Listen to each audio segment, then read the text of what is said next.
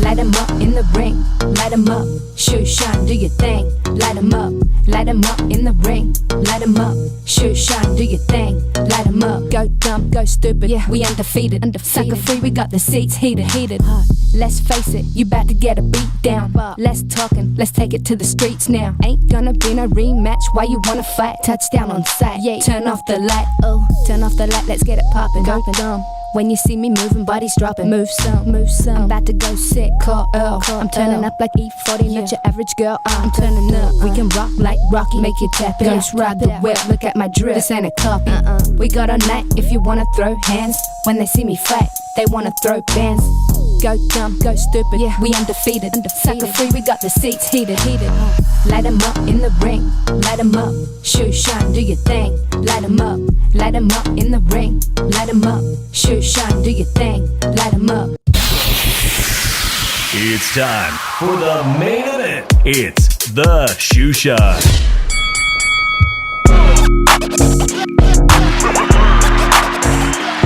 ¿Qué onda, vatos locos?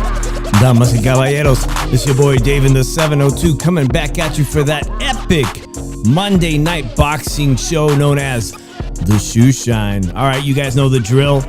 True Evo, all the way from the city of Philly, Brotherly Love, is updating his laptop. He'll be here with us shortly. In the meantime, I'm going to get the show started, guys. I'm going to talk about some quick football news. I'm excited. Are you as excited as I am for season whatever, week 1 of the NFL? Man, my 49ers has some game, guys.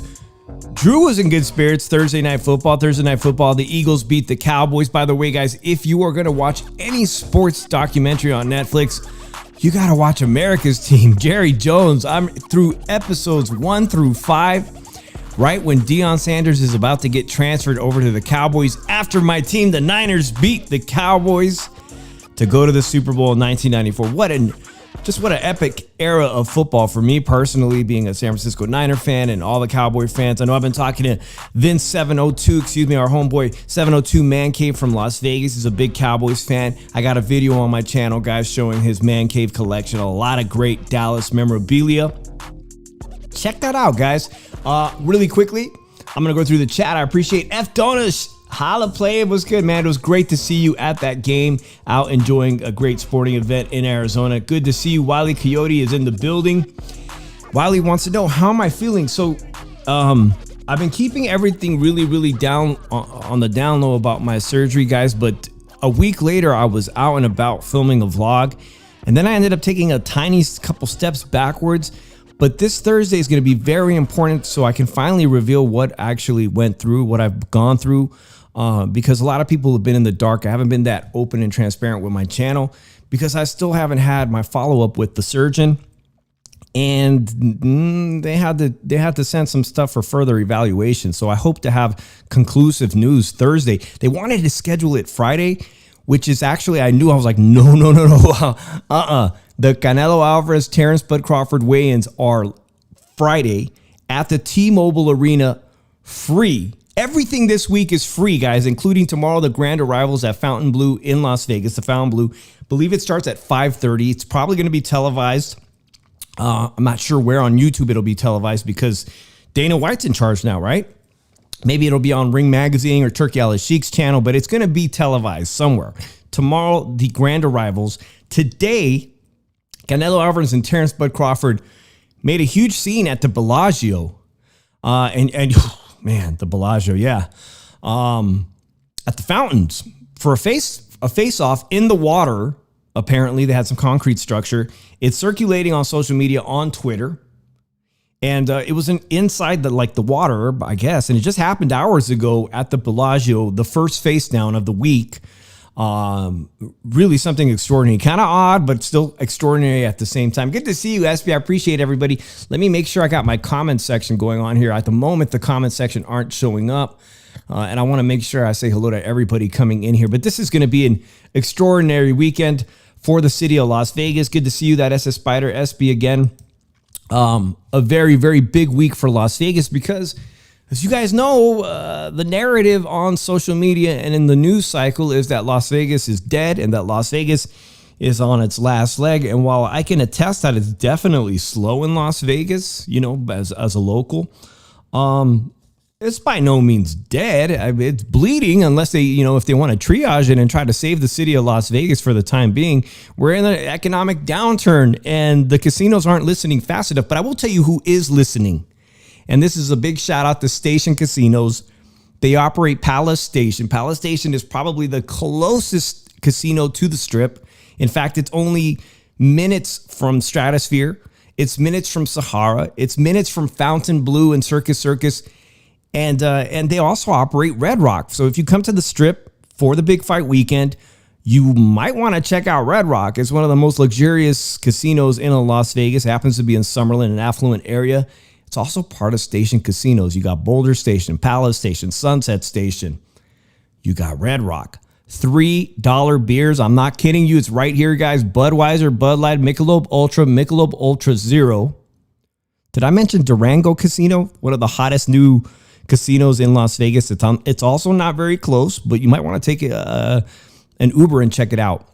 $3 shots of Jameson whiskey, Crown Royale, Jack Daniels, Jim Beam, Hennessy, and even Patron tequila for $3. I'm telling you, you're not going to find a shot of Patron on the Strip for less than $15. You're lucky to find it for $10. But a shot of Patron, $3. You get yourself one of these little margaritas and a shot. You're out $5 at any of these casinos. Personally, if you're staying at Fontainebleau, because I believe that's where they're putting up Canelo and Terrence Bud Crawford, go get yourself a drink. Looks like Drew's ready to join. Typing in right here. He's going to tap in. All right. What's good, Drew? Drew Evo, all the way from the city of brotherly love. ¿Qué pasa? What's up? Good to have you. Good to have you, Drew. All right, man. I was just telling everybody about some epic deals. Football officially started. We had a lot of boxing on this weekend on different platforms. So I wanted to talk about with you, Drew. Filling the white t-shirt, by the way.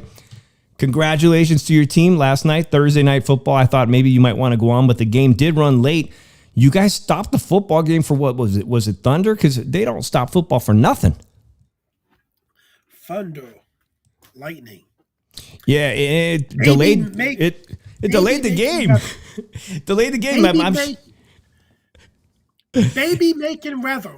There we go. Shout out to Carlos. He says, War Canelo. I got my hat on, man. I got my hat on my boy Fonzie gave me. But listen, good to have Carlos because Carlos has been a long time. And by the way, Carlos has his own channel here on YouTube.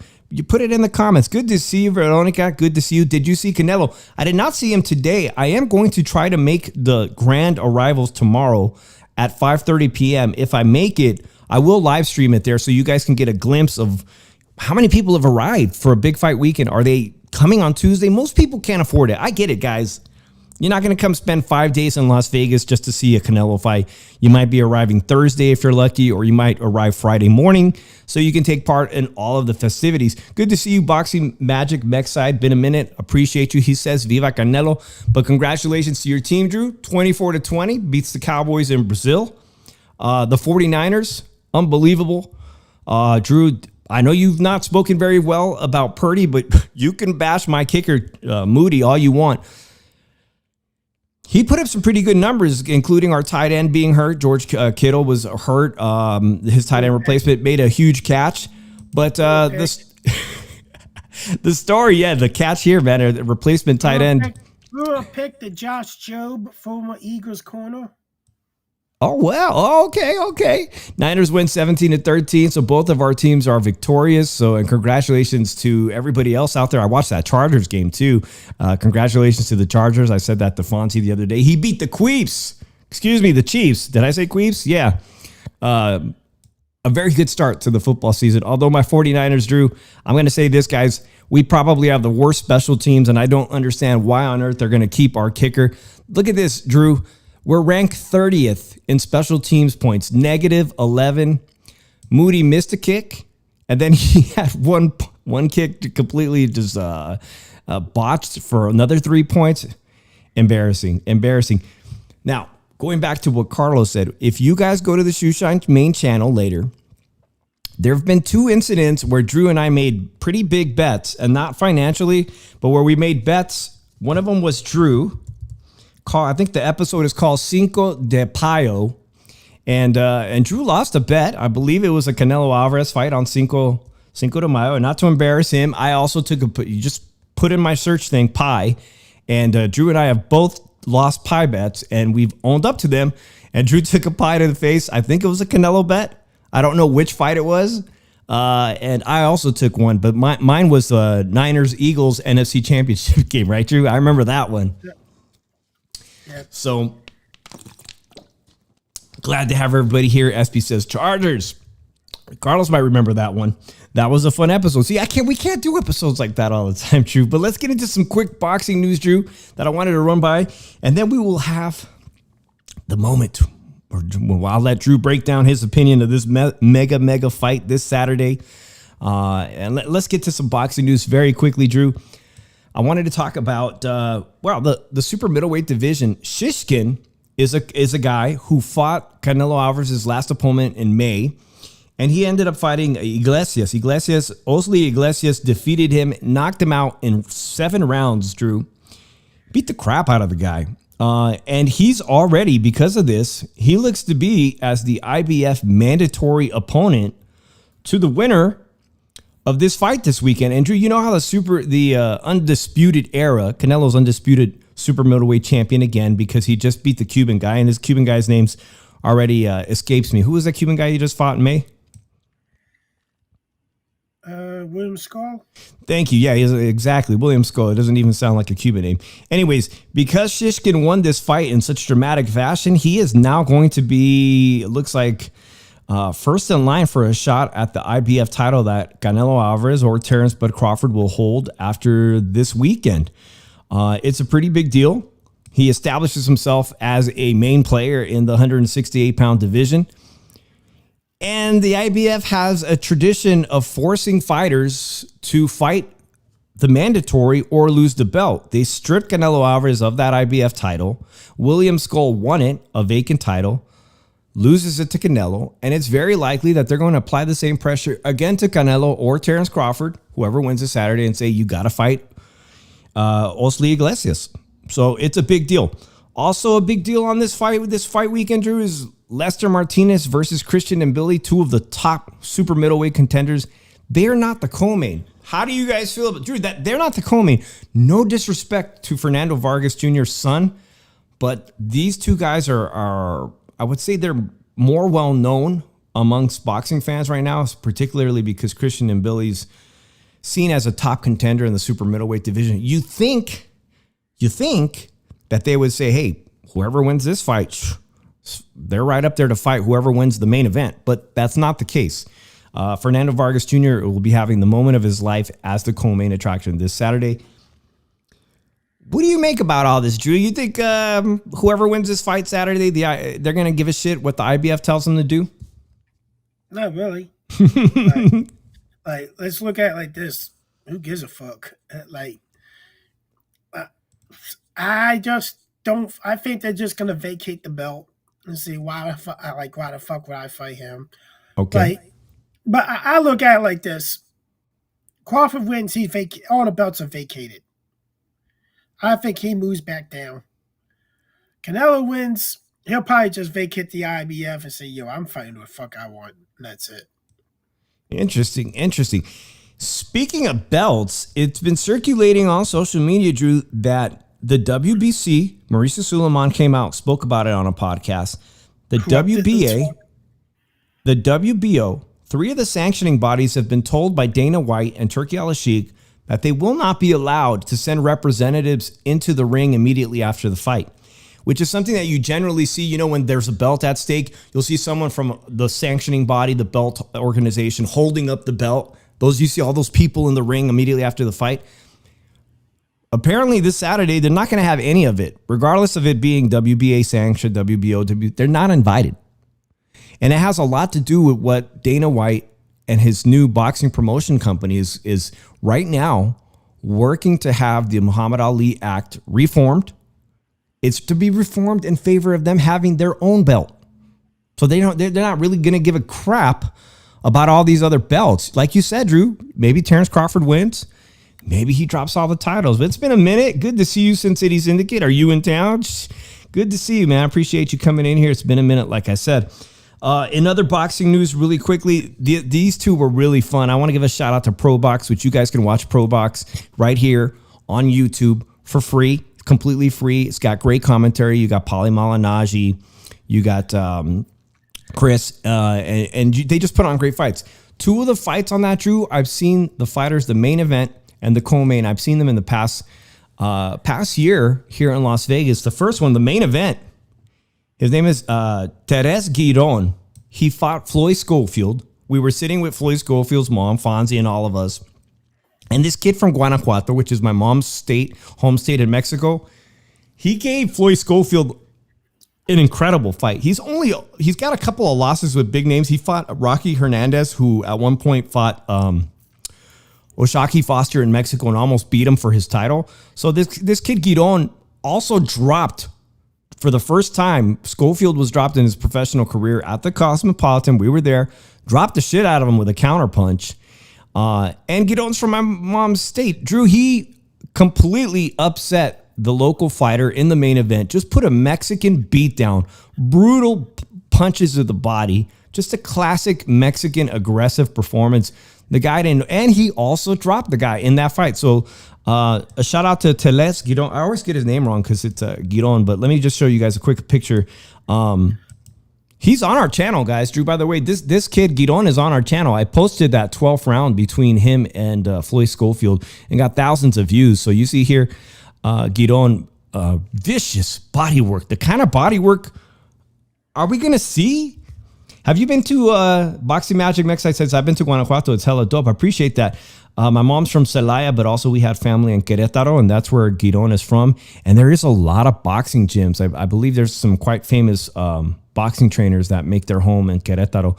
So he's a kid to watch, Drew, at 135 pounds. Do you remember watching that fight, Schofield versus this Mexican kid? Yeah. You know, Oscar immediately after that fight, he told Floyd Schofield in the ring, he goes, you know, I give him a C. I think he gave him a C minus. I don't know if Fonzie's watching, but they asked him what he thought of Floyd's performance against Giron, and he gave him a C minus. Of course, you got to give Schofield his flowers. He had an A+ performance recently by knocking out the other guy in one round, which was a much, exactly, Tevin Farmer. In the co-main event of Pro Box, Drew, this one really upset. I got to tell you, I seen this guy fight too, Drew. Suleiman Segawa, an African fighter. I was talking to Lucas Cattell. Shout out to him of Pro Box. I talked to him last week about this fight before this fight. I seen Segawa beat homeboy who we've interviewed. I went to interview him at his gym, Ruben Villa. Shout out to Ruben Villa, owns his own gym in Salinas, California. Ruben, one of very few people who had ever beat Shakur Stevenson in the amateurs, beat Shakur twice. Ruben Villa convincingly lost in Las Vegas to Segawa at the Palms Casino. It was a stunning upset for all the people that came all the way from California to support Ruben. Ruben has not fought since. Segawa then got an opportunity to fight Bruce Shushu Carrington, Drew. And you ain't going to tell me, nobody's going to tell me that Shushu Carrington won that fight. Shushu Carrington is in line now for a featherweight title. And I'm going to tell you that Segawa won that fight too. He won 2 fights in a row. And when you're not the house fighter, you're not going to get the edge when it comes to the judges. But here, 7 rounds, impressive knockout. Man, this guy is on a great streak. And he really, if you ask me, man, he's a top featherweight guy to watch. Somebody worthy of potentially maybe a rematch with Carrington or one of the champs. So shout out to him. All right, what else do I got? Oh, my intro. The intro, Drew, it's so old, right? Remember when Oscar Valdez was the champ and he was a fantastic featherweight fighter himself and then went on to fight 100? Well, he fought this weekend. We got 2 more fights in Mexico that I got to bring up, Drew. Oscar Valdez fought, and everybody has just been destroying him on social media that it's time to hang him up. You know, for a while, if you ask me, he looks like a shadow of his former self, but he fought this weekend in Mexico. He won. The question is, Drew, is it time for Oscar Valdez to start thinking about retirement? He should have been thinking about retirement a couple of years ago. I don't see how he beats any of the champions at 130 pounds. We already saw the Navarrete fight.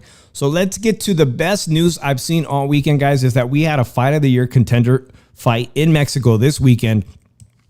I'm talking about Eduardo Sugar Nunees, who is a matchroom boxing champion from Mexico, from Sinaloa. This fight took place in Sinaloa. He is one of the new 130-pound champions.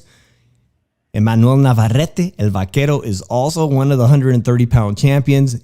And he showed up to watch this whole fight, Drew. That guy on the left, Pitofio Diaz, guys, former 126-pound contender, had an amazing fight with Emmanuel Navarrete. In fact, I had never seen somebody give so much trouble to El Vaquero as Pitofio Diaz. He just poured his heart into that fight, came up with a loss. He did it again this weekend. Drew Sugar Nunees had his hands full. An incredible fight. People were saying, go and look for the highlights of this fight right away, guys, because it reminds you of how good fights can be. And I posted on Twitter, I was responding to Gail Falkenthal of nyfights.com. Shout out to Gail. I said, I can only hope that this weekend, Canelo Alvarez versus Terrence Bud Crawford will be as good as this fight I just saw from Sinaloa this weekend. Edward Nunees comes away victorious, is still the champion. And who was there? Like I said, who was there waiting to walk into the ring? None other than Emmanuel Navarrete. Let's take a look at him. Emmanuel Navarrete shows up to Sinaloa with Eddie Hearn. Dapper Eddie Hearn. Man, Drew, this is going to be a mega fight in Mexico, if you ask me, or here in the U.S. What do you think about two Mexican guys like that going at two champions, two come forward type fighters, relentless pressure, hundreds and hundreds of punches? Do you think it'll happen this year? No. I don't either. I don't think it's good. But you know what? The news circulating about Top Rank is not very good right now, including if you look at sources from PBC, who is, basically a competitor. Rumors are circulating. Again, these are only rumors, guys, that they may have to downscale their offices in Las Vegas, that there are people on the chopping block. Obviously, people are getting laid off in every sector in America because of the economy. They have not publicly exposed what their television deal is. Where are these Top Rank fighters going to go? So Emmanuel Navarrete showing up to a matchroom boxing fight, he's under contract at Top Rank, but it tells you that, the top fighters at Top Rank will basically fight anywhere that they can fight on TV, that Bob Arum's going to have to make fights with other promoters because they don't have a public deal. We don't know. It's not looking good. It's not looking good at all. So anyways, go watch that fight, Drew. If you haven't watched it, my audience, Nunees versus Pitofio Diaz this weekend, a fight of the year contender. That 12th round was incredible. I'm happy I got to see it. So, Drew, we might as well get to it. Like I said, you've done a pie bet. Do you remember which Canelo fight it was, or why you did that bet? No. Back in the day, guys, we have more than 3 years worth of Monday Night Podcasts on here. So shout out to you if you remember that episode. But look, we got two of the top fighters of this generation, clearly, right?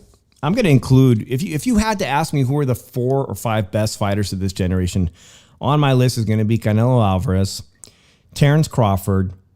Absolutely on my list is Alexander Usyk. Alexander Usyk, Inoue. I think Inoue has a lot of potential to move up to 126, and potentially he is a two division undisputed champion. He's going to be fighting this weekend. He's going to fight this weekend at 1 a.m. Pacific West Coast time against MJ, former champion. We'll talk about that later. Maybe I include your favorite fighter, Ukrainian fighter. Lomachenko? Yeah, I think I would put Lomachenko as them. But accolade-wise, absolutely two-division undisputed Alexander Usyk and two-division undisputed Inoue.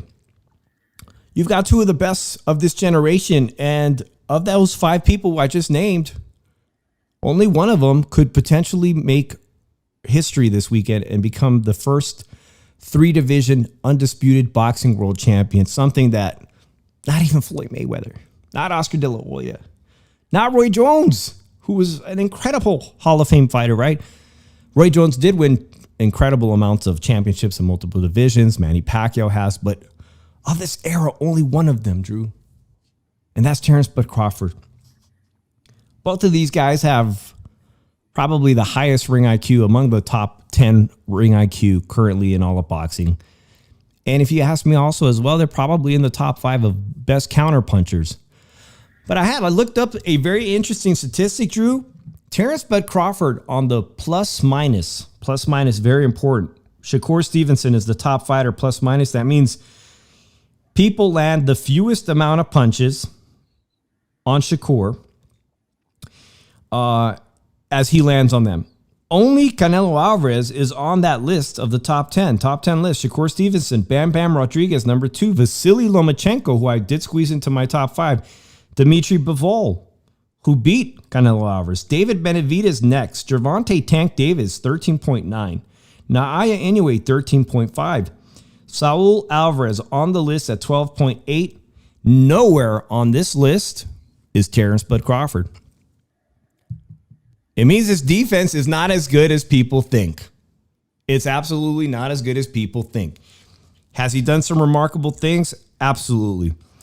Drew, I'm gonna start with you. What are the keys to victory for 2-division undisputed world champion Terrence Crawford moving up 2 division? What's the key to victory for him? He's got to keep moving. He's got to use his feet. He's got to use the wing. And he's got to not just use the wing, but he's got to, from combinations, he has to know when to reset. Mm-hmm. Go in and reset and score points. Neutralize your jab early, make it a factor into the fight, but also make sure you follow up with the jab. Indeed. Floyd Mayweather had incredible success against Canelo Alvarez, as did Dimitri Bivol, 2 guys who have beat Canelo Alvarez. Terrence Crawford has a great stab jab to the body, solar plexus, and that's something that I have on my key to victory list as well for Terrence Crawford. He's got to establish that jab because it's going to help him control the pace, tempo, and establish his range, which are going to be major important points. Drew, the other point that I agree with you 100%, Terrence Crawford is going to have to move lateral, reset, and give Canelo Alvarez a bunch of looks. He's going to have to be mobile. But that, when you move up 2 weight classes, when you look like this, and you bulked up and look, you're on the snack nutrition, you know what I'm saying? Look at all that muscle mass. Typically, you put on that much muscle, Drew, only one thing happens. Typically, this is typical athletes. In the late rounds, I'm expecting Terrence Crawford to fade. It's just science. I don't know how he's going to do it, that he's not going to fade in the championship rounds. Typically, all that new muscle will slow down a fighter. Now, is Terrence Crawford above? Is he above all that? We're going to find out Saturday. Those were very much intangibles. Is all this muscle going to slow down the naturally smaller fighter? Drew, what's your opinion on that? All this muscle? It could. Like AJ is the same way. Mm-hmm. All that muscle, he fades. You know, I think it could play a part. He's never fought at this type of weight class, and being muscle instead of like being all that in muscle, it's not going to really help, because you got to be able to move with it. Are you able to move with all that muscle on you? And that's going to be the main question for Crawford. And that's going to play a part in his strategy on how he's going to secure a win or have a chance to secure a win. Because if he decides to try to trade, that might be a mistake. This is something people are going to want to see. It's a stadium fight. There's going to be, from what I know, 54,000 seats as of this Monday have at least been sold or accounted for. 54,000 is a fantastic crowd. People are going to want to see a war in the trenches and not see what they saw with William Skull. But this is Terrence Crawford, guys. He is one of the most elite counterpunchers in the world. He has one of the highest ring IQs. He's a fighter that can fight ambidextrously and fight competitively as an orthodox fighter and a southpaw. He is not there to slug it out with Canelo, because I think everyone in this chat, let me know in the chat if he just decides to make it a Mexico versus Mexico type fight.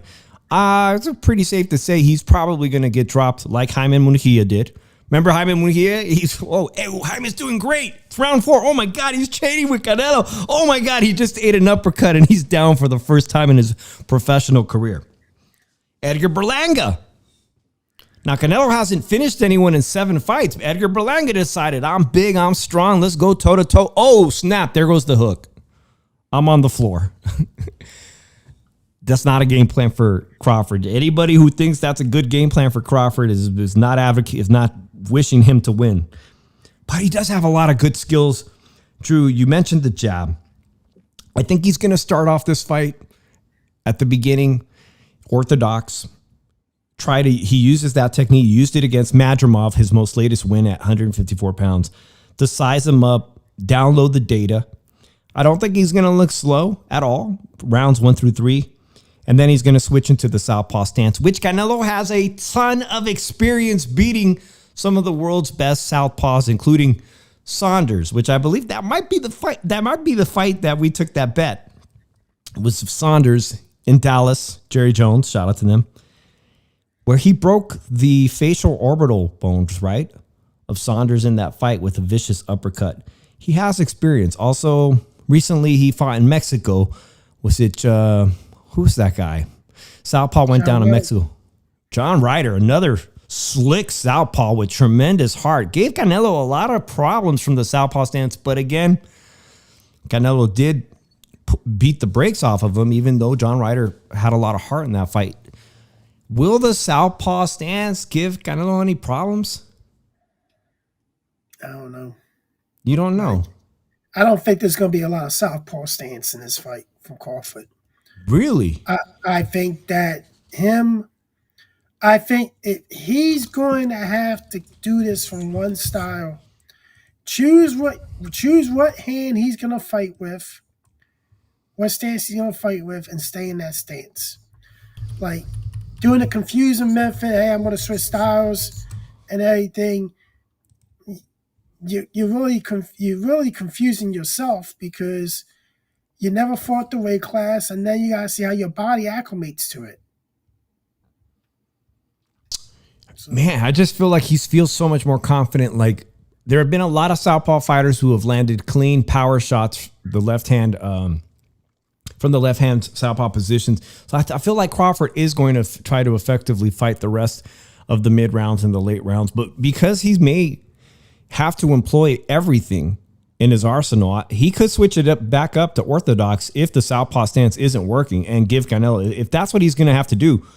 Wiley seems to think that that Crawford will outbox him, but Canelo's going to get the decision in Vegas. You always have to be ready in Las Vegas, guys, for the judges not to call it the way the crowd sees it. You know, how we see it behind the television and how we see it as an audience member is unfortunately not the way the 3 judges always see it. And we've seen a history of many robberies in the great city of Las Vegas. A couple more points about Crawford. That jab, Drew, is going to be so essential. Crawford has some nasty uppercuts that he uses in the counters, and he caught Madrimov with those. Do you think he'll be able to land some of those nasty uppercuts on the inside against Canelo in the trenches and then in the phone? Is he run to stay inside and fight? That's the other thing.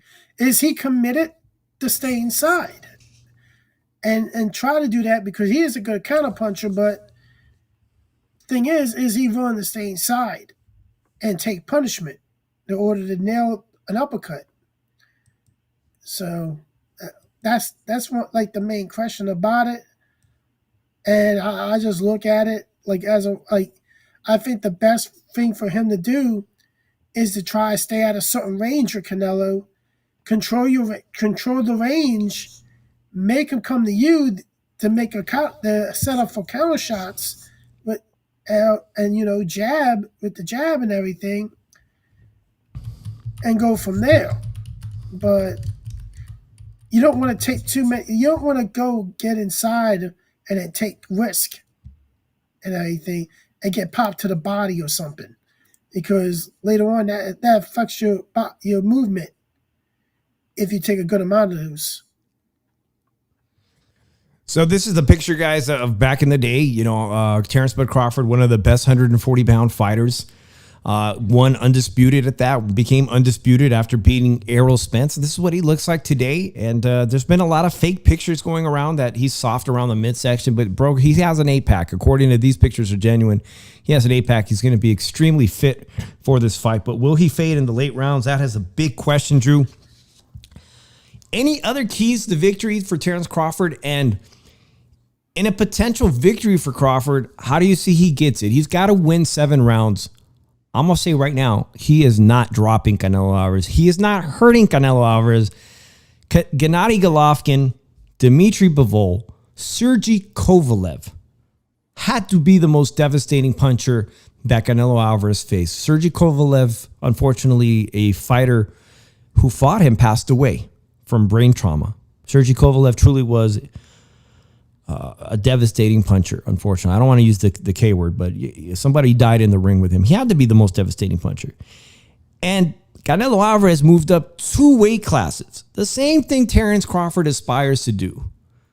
Canelo moved up 2 weight classes and knocked him out. Let's look at this list real quick of people that have gone up 2 weight classes and failed. Because one of them is a fighter that both of them share a common opponent, and that's Amir Khan. Amir Khan moved up 2 weight classes to middleweight. Viciously knocked out. Drew's going to take off his headphones for a quick second, guys. But Amir Khan moves up to middleweight. Viciously knocked out. Kell Brook moves up to middleweight to fight Gennady Golovkin and has his orbital bone broken. 2 weight classes. VMC, great drink. Yeah, Viva Mexico, cabrones. Shout out to you. Appreciate you being in the chat. Lorenzo, is that Lorenzo B? Appreciate you. Drew's going to step away from the microphone for a quick second. So I'm going to get on with fighters who have moved up 2 weight classes and failed miserably. Those are 2 in recent memory. Of course, Amir Khan moved up 2 weight classes and was knocked out after having an impressive start. The speed seemed to, be an issue for Canelo until Canelo timed him and it was lights out.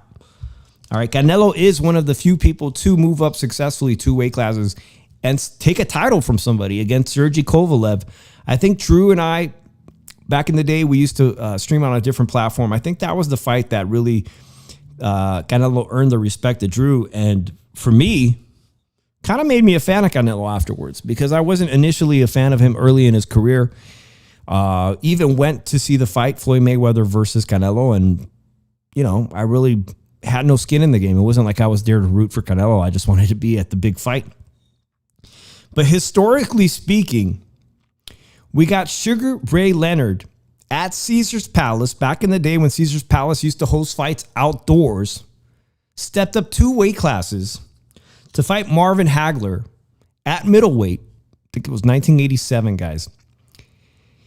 Sugar Ray Leonard went on to win that fight, that first fight with Hagler, and become the middleweight champion, moved up 2 weight classes. But what people didn't know, which was later revealed in secrecy, was that Sugar Ray Leonard had taken 4 fights that were not televised, that were not held publicly, that were not known to the general public. He took 4 fights, professional fights that counted on his record. Somehow he avoided Hagler's people knowing about it. These 4 fights were not held to the public in preparation to move him up to fight Hagler. 4 fights. He won all 4 fights. Now, for Terrence Crawford, you guys know that the last fight he had was on Turki Al-Sheikh's card in California. He fought Madrimov, a very hard-fought fight, barely won 7 rounds in my book, and took the title from Madrimov. No preparation has been done. He has been sparring. Drew, I wanted to bring Lee Quick up sparring. Who are the people preparing these two incredible fighters of our generation? On the Canelo side, well, we got a connection with Philly now, Drew, because I saw the interview at YSM Media on YouTube, and they tried to get him, Hackett, try to get him to talk about the trip to Lake Tahoe, and shout out to Boots Ennis for keeping it respectful. They asked him about the whole code issue. But more importantly, I'll just tell you this, man. People from the East Coast will appreciate it. He's not a rat. He's not a snitch. And he laughed off any questions about what actually went down in that camp and just basically said it was the time of his life. And it was an incredible experience he's appreciative of. So shout out to Boots Ennis, who went and helped Canelo prepare. What are your thoughts on that? Learning experience for the guy. Learn about different things and everything. It'll help him out later on. So, but here's one thing. I'm watching like I watched Ringside Reporter. Shout out to them. Shout out to Joe. And an individual comment on it. They put his comment on saying, I talked to a couple guys that were in Canelo's camp, and it made me change my pick from Canelo to Crawford and everything. I'm gonna look at it like this. Stop with the bullshit comments. Like, I'm sorry, man, because I'm sorry, who the fuck does this dude know that was in Canelo's camp? I'm sorry, I'm gonna look at it like this. I'm not the best with being on Canelo's, being on a Canelo bandwagon here, but let's look at it like this. That comment came from a purified Canelo hater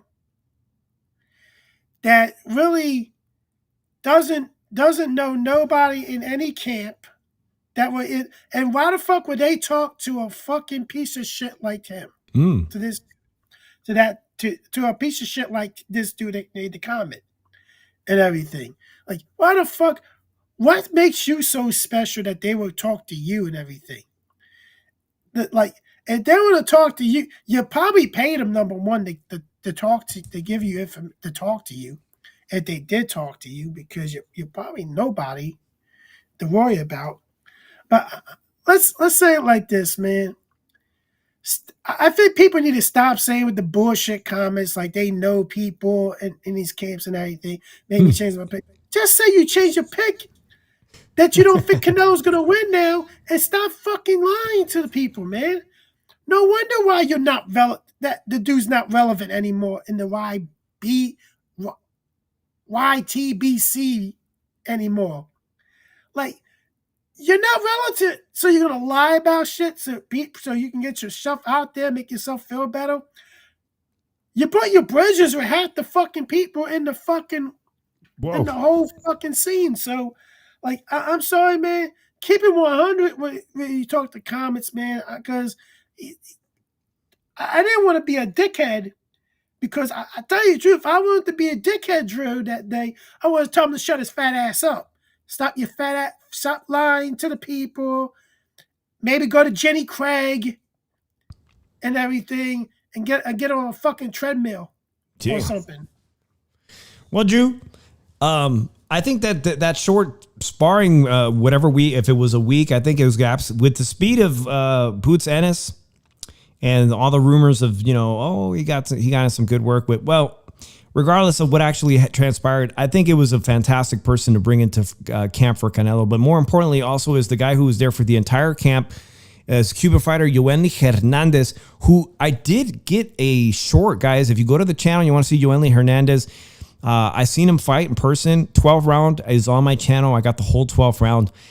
Canelo brought him into his camp because he thought he could mimic very much so what Terrence Crawford could do, but Boots Ennis can also do that. And Boots Ennis, I think, is more explosive than Yoeli Hernandez. But Yoeli Hernandez is a guy that I think could potentially in the middleweight division, and he's so tall, he could be a super middleweight at any moment.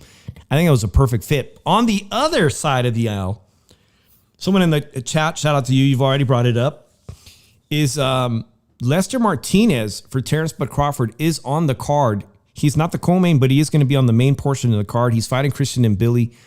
You guys can watch all the tape you want or even watch some of his fights in his entirety. Lester Martinez of Guatemala, I think when Canelo Alvarez steps away from the division, is somebody that could potentially this Saturday, if he pulls away with the victory over Christian and Billy. And in the chat, somebody here thinks that he may be the upset of the weekend, beating Christian and Billy, a former Olympian. Somebody that could potentially fight Canelo Alvarez someday. More importantly, that is probably the best person that Crawford in his camp, in his inner circle of fighters, could have had in preparation for Canelo Alvarez, because the guy hits like a mule. He's destructive. Even though he's Guatemalan, he does have that Mexican aggressive fighting style. I think it was a fantastic pick. Steve Nelson, I think, was in his camp. I don't think that person was going to make too much of an impact, but he needed to fight guys who can hit really hard and are true legitimate super middleweights. I think that was a good pick, but I think, if you watch the Netflix specials or what you can gather from social media, my gut feeling is that Canelo had the better camp in Lake Tahoe. What do you think? Hold on a second. He's clapping. Thank you, SB. That's right. Make sure you guys hit that like button. I have Look no in the idea chat. you're clapping. Look in the chat. 702 Man Cave. Shout out to you, homie. How about them Cowboys? Oh, because Somebody find Jerry a glory hole. I gotta say something. Drew just wants to bash any Cowboys fan. Oh, boy. I had to say something. When our best defensive players out of the game, and you still and the Cars mostly went their way the whole night, and still did not win a game. Does not win the game and everything, even though it's week 1 and everything, and like everybody's getting shit together. But it's like it was a good game. I gotta say, it was a good game without Parsons. And I don't want to talk football today, but I do want to talk football really bad. I'm shocked. I'm shocked that they traded Parsons. To all the Cowboys fans, we will have our first Tailgate Talk football show pretty soon, if not this week. We're gonna try to squeeze it in. And like I said, I've been watching that Jerry Jones Netflix show, and it reminds me of when the Niners traded their top Haley, or what was his name, Haley, to the Cowboys. Yeah, and they traded him to the Cowboys. But also, the Cowboys did that when they traded Herschel Walker and got rid of him, and then the team rebounded. Just a lot to unpack there. All right, going back. Yeah, you want to... No, here's the thing when it came, like... Nerd, you don't think... Oh, Nerd doesn't think Lester Martinez has the sauce. The Eagles offered the Cowboys 2 first-round picks, a 3rd-round pick, and a 5th-round pick. And because you didn't want to trade them in the division, you took 2 late first-round picks and a fucking Pro Bowl defensive tackle that's probably only signed to you until next year. So you took jack shit for Parsons. Partly one of the best top 5 defensive players in the league. It's a bad move, horrible move by Jerry Jones. I'm sorry for Man Cave, and he should realize, and I hope he knows this too, because there are some intelligent Cowboys fans that realize as long as Jerry Jones is the GM and making the moves, they're not going to win a Super Bowl. And like as long but as they won those in the 90s, Drew. As long as the Jones family is running the show, they are not going to win any championship. They're not even going to come close to going to an NFC title game. Yeah, remember when we had that show? We did a show with that Cowboys player. This ain't the place for it, Drew, but I'm sure people definitely want to talk about football coming up, and I'd love to do a whole show about it. So let's do that. Let me segue really quickly back to the main event this weekend, Drew. Punches landed by Canelo. Let's talk about the fact that a lot of people think he's on the back 9 of his career, me included, to be honest. Against Charlo in 2023, he was averaging landed 41 punches per round. 41 punches per round thrown. This is in reverse the statistics. Landing 14 per round. Accuracy 35%. Against Berlanga, excuse my television, guys. Against Berlanga in 2024, which he won by decision. Should have been a KO. Again, 41 per round. Average 14.7 landed. Accuracy increased to 46%. Now, back in May 2025, things have changed against a mover, against a Cuban fighter. His accuracy fell down to 36%. For the entire fight, he was only able to throw 152 punches against somebody that was extremely mobile and landed 56 punches. I don't think Terrence Crawford moves at all like Skull. I think he does have pretty good movement still and lateral movement. He's more like Lomachenko, which he creates angles and opportunities, but he's not Arislan de Lara. He's not William Skull. How many punches per round does Canelo need to throw on average to beat Terrence Crawford? First of all, we forgot to mention, shouts to dumb fuck that's in the chat. Welcome back, dumb fuck. So play nice, Drew. Play nice. So no, I told you I'm keeping that promise. He's no longer getting called his name. He's getting called dumb fuck. I know, but I'm trying to cut down the F-bombs. But I am trying to cut down the F-bombs, Drew. So that's why I say maybe don't use the entire F word. Just whatever, shorten it. Okay. Shouts to dumbass. All right, there we go. Thank you. I appreciate that, Drew. Okay. Now back to that question. How many punches per round does Canelo need to throw to win? Number one, the Charlo fight. Charlo just ran away, didn't want to engage, and just came for a paycheck, which was a freaking waste. Skull did the same thing, which was a freaking waste. Berlanga, he's an easy target. Should have been knocked out inside of 5 rounds. I don't understand why this kid was able to last the whole 12 rounds and everything. So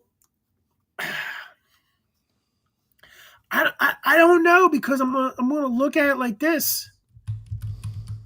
It's the type of fight it is. Like, that's the thing about it. What type of fight is this gonna turn into? And after 4 rounds, how does Canelo have to fight after 4 rounds? Because knowing what type of fight this is going to be. Mm-hmm. Like, we don't know if Terrence Crawford feels that he's going to run around like Jamel Crawford did, or we're going to see Crawford try to engage, and then, hey, you want to come? You want to come toe-to-toe with me? I'll make you regret it type of shit. So if you look at it, Canelo's got to land at a good percentage. He has to land at a good percentage in this fight to make it look good. Especially if you I told you before the fucking fight was made, this was a lose-lose situation for Canelo. Because he gets no credit for beating Crawford, because they're going to say, oh, he was too small and everything. But if he loses to Crawford, small guy came up, beat Canelo, it's just not a win-win situation for him. Shouts to old man fight doctor and everything. My God, he looks like the fucking president. He looks like the fucking dude from Welcome Back, Kotter. And everything. But let's get back to another thing. And I'm sorry, I had to calm down with the F-bombs. Yeah, I appreciate it. He just reminds me of the dude from Welcome Back, Kotter. So I look at it like this. Canelo has to land at an effective rate for this fight to go his way. And you know what type of fight it's going to be after 4 rounds, because we're going to know if Canelo can cut the wing off, 2, if Crawford can take his power and stay toe-to-toe with him, or implement a strategy that will land multiple punches and he can reset at will. So I don't think that Crawford is going to knock out Canelo. I've already said that. He's not stopping Canelo. Nobody has, including Gennady Golovkin or Kovalev or Dmitry Bivol. Drew, in the best fight of his career, the one that put him on the map for even the casual fans, is the fight against Spence. He landed 185 of total 369 punches. He is not going to get the decision in Las Vegas, in my opinion, by throwing a total of 369 punches. He did win that fight against Errol Spence, but I mean, he outlanded Errol Spence ridiculously, 185 to 96. Even though Errol Spence threw more punches, 480, Crawford was way more accurate. He's not going to beat Canelo by throwing 369. I'm going to say that for Crawford to win on points, he's going to have to throw upwards of 450 to 500 punches. I believe this fight will go the distance as well, Fight Doctor. That is a lot more punches that he has come. That's nearly 100 punches more that he was comfortable throwing. He was 50% accurate, though, in the fight against Spence, an incredible accuracy rate. I think he's going to have to throw close to 450 punches. I think people are really misjudging this fight. This is not a legacy fight for Canelo Alvarez. Like, Canelo Alvarez's 2 legacy fights will be a rematch with Demetrius Bivol and David Benavidez. Yeah, I'll agree with you on that. I'll agree with you on that, Drew, because, sorry to interrupt you, but Terence Crawford, like you said, he was reluctant to take on the fight because he was a much smaller, successful fighter, and he still says it. If I beat him, what do I get out of it? I beat the smaller fighter is going to be the narrative. And the people need to stop saying, it makes him the best fighter of the generation. The dude's a smaller. The dude came up for 2 weight classes to fight him. Like, what would make Canelo probably the best fighter of this generation? If he beats Crawford still, it doesn't mean shit. Like, if he avenges his loss to Demetrius Bivol and then fights David Benavidez and beats him, that's gonna probably make him a movie star. He's gonna get a movie anyways. And everything. This is not a legacy fight for Canelo. This is for Terence Crawford, though. This is for Crawford, but this is a tarnished legacy fight because this is not a legacy fight. How can we say that this is a legacy fight for Canelo Alvarez when, to tell you the truth, nobody really, now everybody wants to give a damn about this fight being made, and people are saying, why should this fight be made when we wanted the Benavidez fight? Drew, it's what's wild. I went back, guys, and I looked at the history of the Hagler versus Sugar Ray Leonard fight, 1987 at Caesars Palace in Las Vegas. They were paid somewhere around $10 to $12 million. $10 to $12 million. In perspective with inflation, for inflation, that $10 to $12 million, that's how much money they had to basically coax Hagler to fight the smaller fighter in Sugar Ray Leonard. They had to pay him about $12 million, which in today's money would have been well over $50 million to fight the smaller fighter. I think Canelo's safe to say he's going to go beyond $50 million payday for this fight. But I'm going to agree with you that this isn't a legacy fight for him. But for Terence Crawford, it means everything. Terence Crawford, if he can pull off the unbelievable upset, will become the most storied fighter of this generation and go in the history books. So I'm going to say it right now because I haven't said it. I'm wearing a Canelo Alvarez hat, but above and beyond everything, the reason why I'm still have passion about this sport, the reason we still try to come on here every Monday night and try to do more than one boxing show a week, even though we're not a big channel, is because boxing is the greatest sport that I've ever seen or partaken in my personal life. It has the best stories of all sports, including football. Boxing is the sport for me. I think that Terence Crawford, what he has the potential to do Saturday, I'm a fan of the sport first and foremost before I'm a fan of any fighter. And I'm personally rooting for Terence Crawford to make history. Canelo Alvarez is already done and made history. He's already have a blemished records. And some people are going to say Canelo lost to Aries Landed Lara. He lost to Gennady Golovkin in the first one. I was there. I thought he got a gift. So be it if he loses to Terence Crawford. I already was telling my wife, Drew, you know what that's going to do?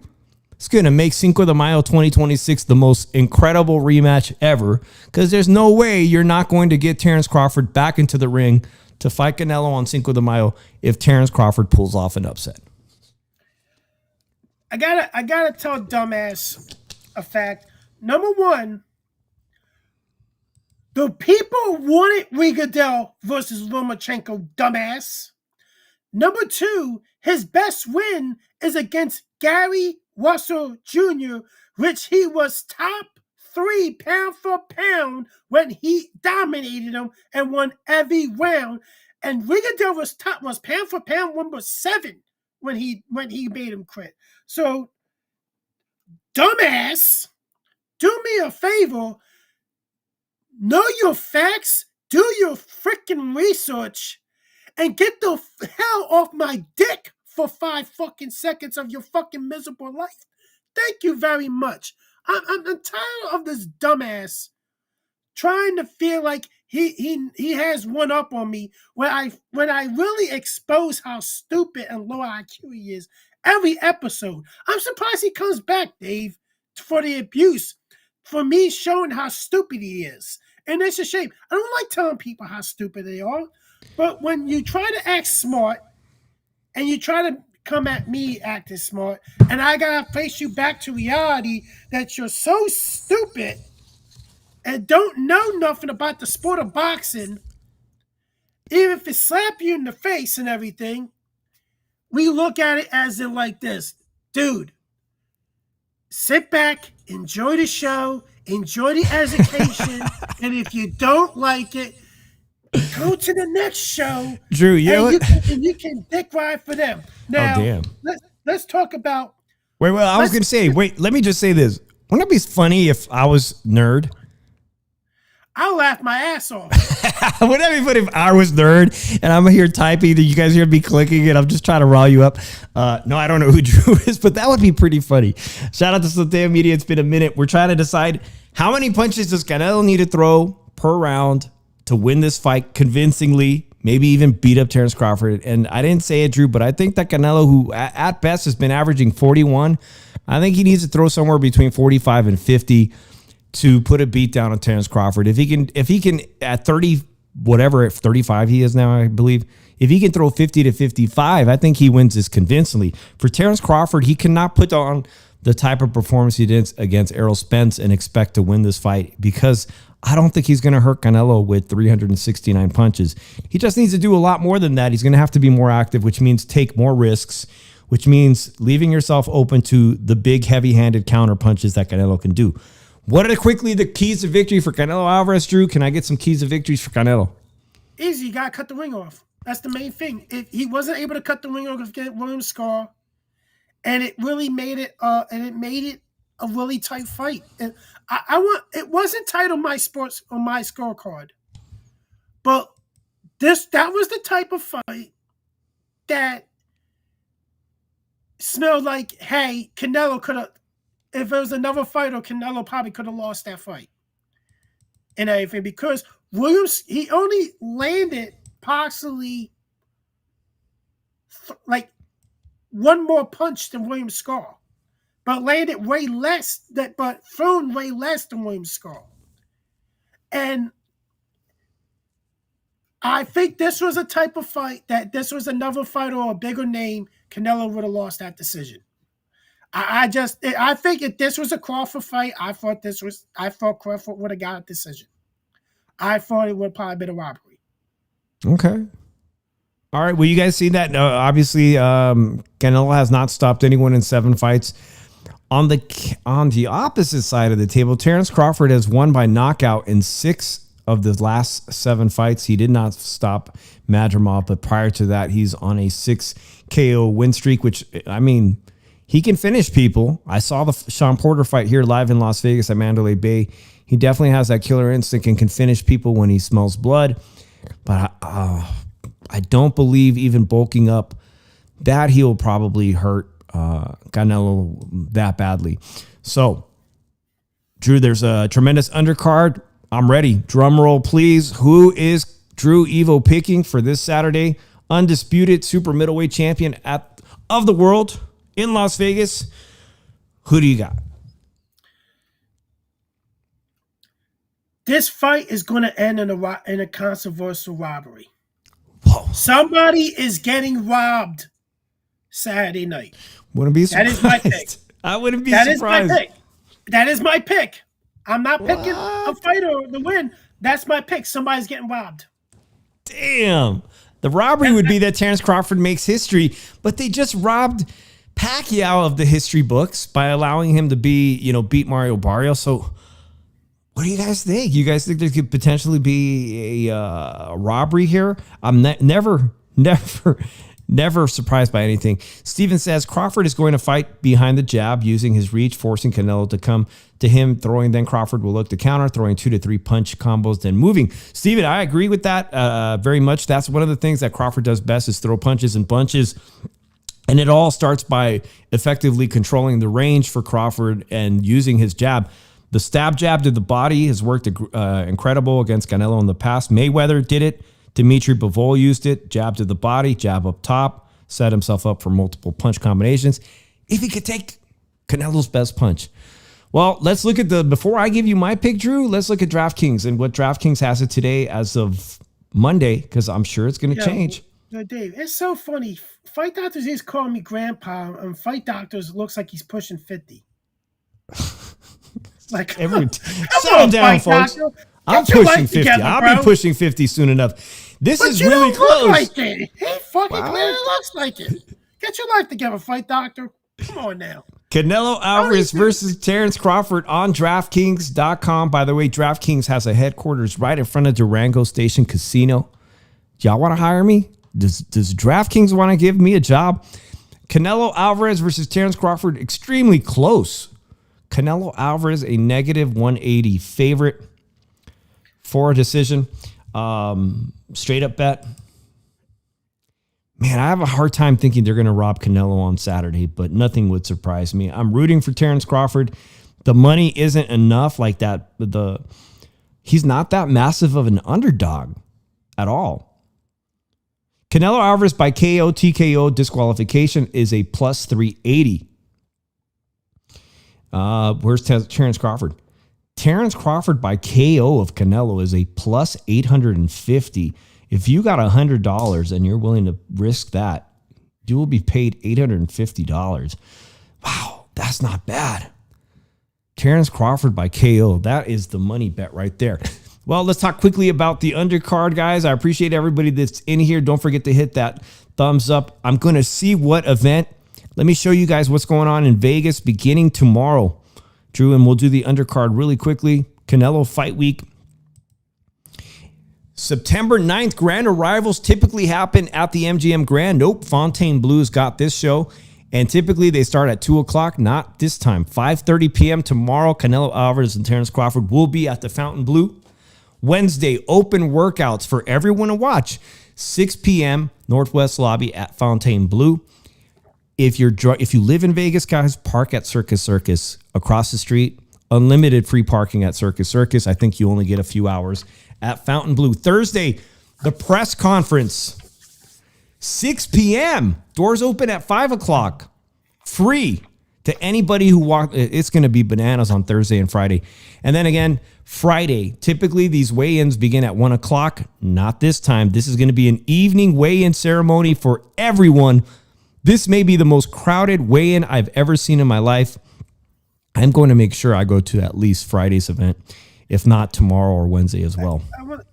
I want to answer Adam's question. Do you guys think this may be record-breaking numbers? The fight's free on Netflix if you have a Netflix account, and Netflix's account go as cheap as $7 a month with ads. So, like, if this is a pay-per-view fight, no, this would be nowhere near record-breaking. I'm sorry. I think this will probably go no more than $600K if this was on pay-per-view. Okay, pay-per-view. That being said, I'll just remind you, Drew, 20 million people watched Mike Tyson for free and Jake Paul. Yeah, so on Netflix, everybody really has the Netflix subscription, so you could see it. So I love it, Drew. I love it because typically, Like I've come to fight weekends for when I did not have tickets to watch the Canelo fight. I just wanted to be here. And you cannot watch the fight. If they let you watch the fight at a local bar, typically they have to be off the strip and you have to pay. And it was very hard to find Canelo fights. This time, Station Casinos, I was talking to you guys about Station Casinos. I went and did a food review. Go check out my food review. It's on there. I blog foods as well. That casino is showing the fight at the sports bar and every bar for free. So even if you don't have Netflix, you can just go down to the casino and watch it for free. I've never seen that.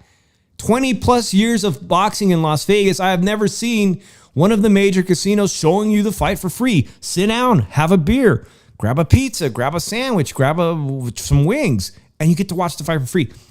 I think it's going to break close to 20 million people will watch this event worldwide on Netflix for free. Again, I think it's going to do that. The ticket sales have not been as good as what Canelo did in Texas, Jerry Jones, Cowboy Stadium, 67,000 seats. I don't think it's going to reach that. And that's not his fault. Vegas is crazy, dude. The Allegiant Stadium, Vegas prices, they're through the roof. I don't even want to spend the money to go down there. First of all, I had surgery just like 10 days ago. I'm not going to go to a stadium fight and deal with stairs and bathrooms, but I wouldn't, even if I was healthy, I would not pay to go see the Allegiant Stadium fight in person unless they caught me, because they're outrageous. Ain't nobody got $300, $600, $800, $900, $1,000 for nosebleeds. But man, this is probably going to do record numbers. On the undercard itself, shout out to Man Cave. His nephew was on the co-main event. Opportunity of a lifetime.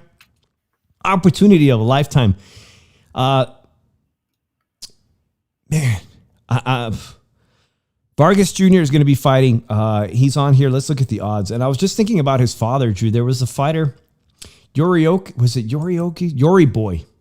Fernando Vargas versus Yori Boy was the fight that his career catapulted after that victory.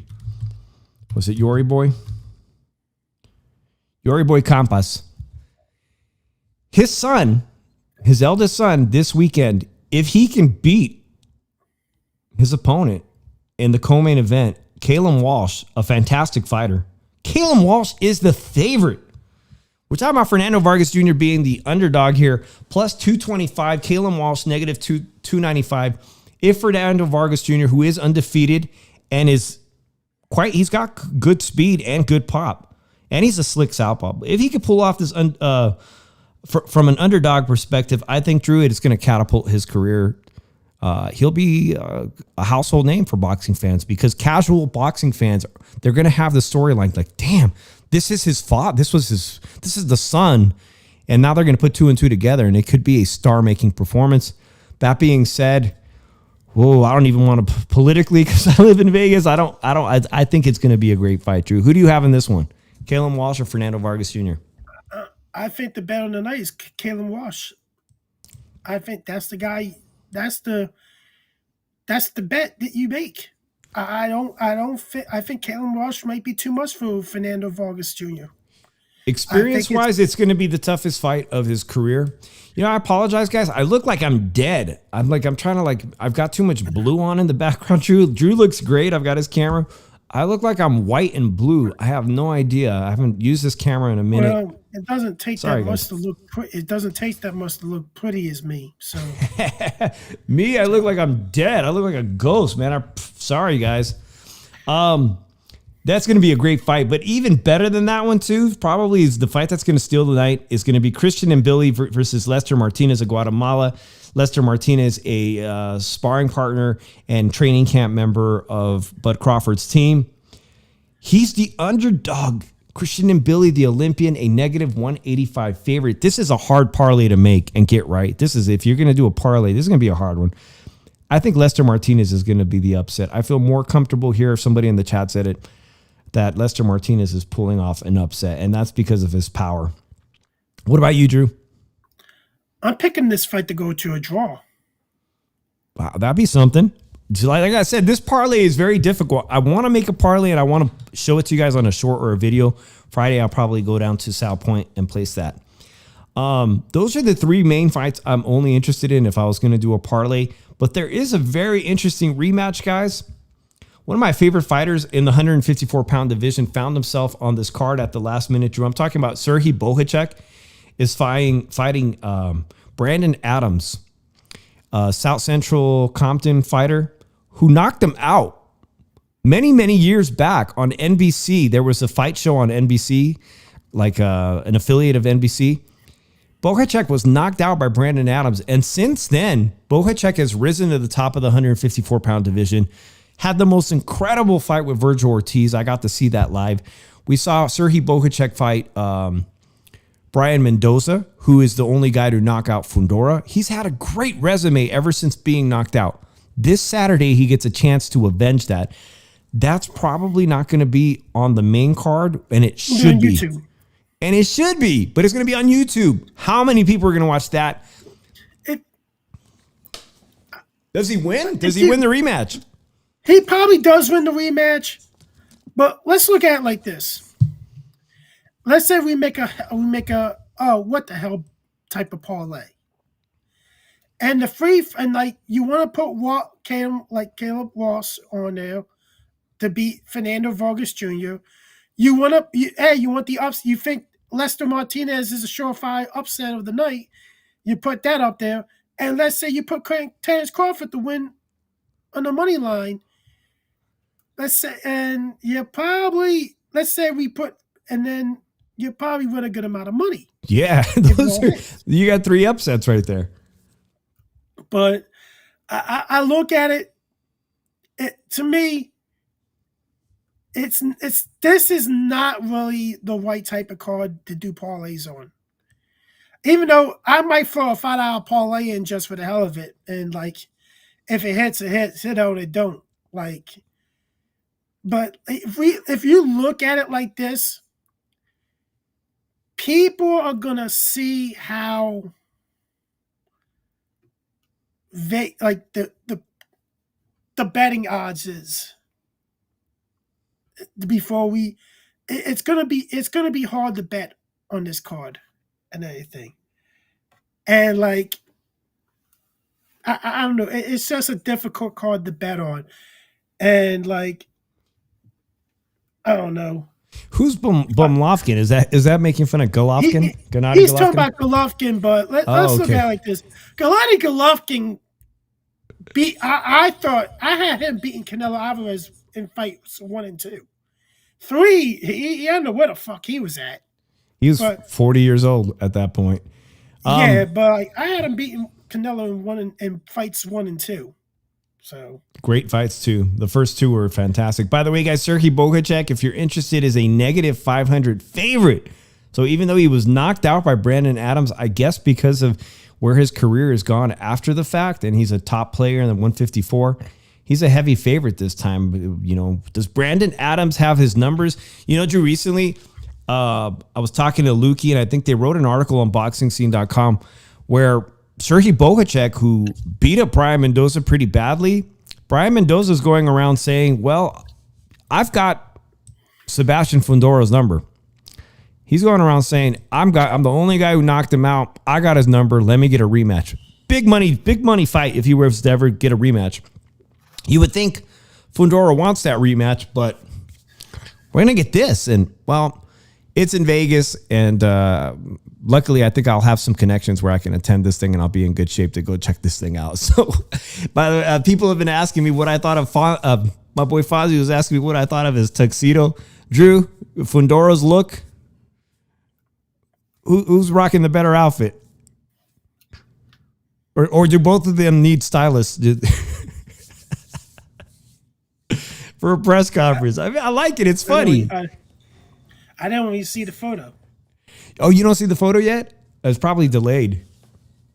Oh. Yeah. Well, what do you guys think in the chat? But probably by now you're seeing the picture here of Sebastian Fundora's tuxedo outfit. I wore something like that to a prom. Not brown.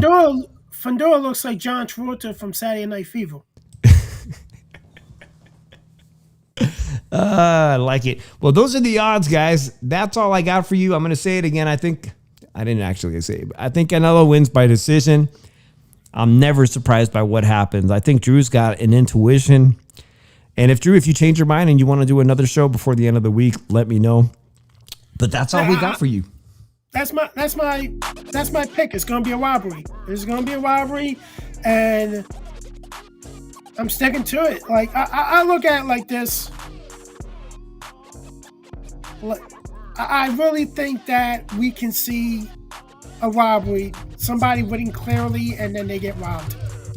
That's how I see it. And while we see dumbass and fight doctor argue about Golovkin and Crawford and everything, everybody, you want to play some bets on this argument, go ahead. And make sure if you guys win it, you got from me 5%. What Drew Wiley says to watch the WBC watch that Fundora has is pretty cool. I happen to agree. I really like it. And guys, make sure that I know so many of you guys are repeat listeners of the Shoe Shine, and I appreciate that with the bottom of my heart. But hit that notification bell, because if I show up at the Fountain Blue this week, or the weigh-in, or any of the events, I want you guys to watch it. I'm going to be live streaming it. So until the next one, we'll be back before the end of the week. Until the next one, peace out.